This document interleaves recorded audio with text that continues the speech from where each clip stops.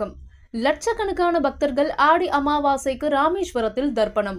ராமேஸ்வரத்தில் ஆடி அமாவாசையொட்டி லட்சக்கணக்கான பக்தர்கள் தம்மோடு வாழ்ந்து மறைந்த முன்னோர்களுக்கு அக்னி தீர்த்த கடற்கரையில் திதி கொடுத்து வழிபாடு நடத்தினர். ராமநாதபுரம் மாவட்டம் ராமேஸ்வரம் ராமநாத சுவாமி திருக்கோவில் இந்துக்களின் தீர்த்தமூர்த்தி புனித ஸ்தலமாக விளங்கி வருகின்றது.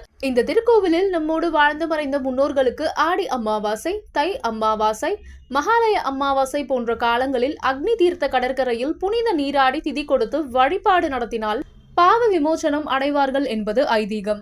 இதனால் இந்த கோவிலில் தம்மோடு வாழ்ந்து மறைந்த முன்னோர்களுக்கு திதி கொடுத்து வழிபாடு நடத்துவதற்கு தமிழகத்தில் பல்வேறு மாவட்டங்களில் இருந்து லட்சத்திற்கும் மேற்பட்ட பக்தர்கள் நள்ளிரவு முதலே ராமேஸ்வரத்தில் குவிந்தனர்.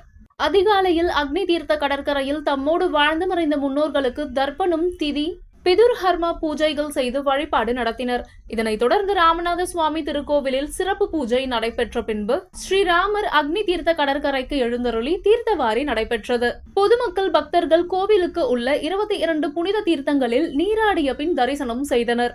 இந்த ஆடி அமாவாசையை காண பாதுகாப்பு ஏற்பாட்டினை மாவட்ட கண்காணிப்பாளர் சதீஷ் தலைமையில் 1 ADSP, 3 துணை கண்காணிப்பாளர், காவல் ஆய்வாளர், சிறப்பு காவல் ஆய்வாளர் என சுமார் 450 போலீசார், பட்டாலியன் ஆயுதப்படை காவலர்கள், ஊர்காவல் படை காவலர்கள் குவிக்கப்பட்டனர்.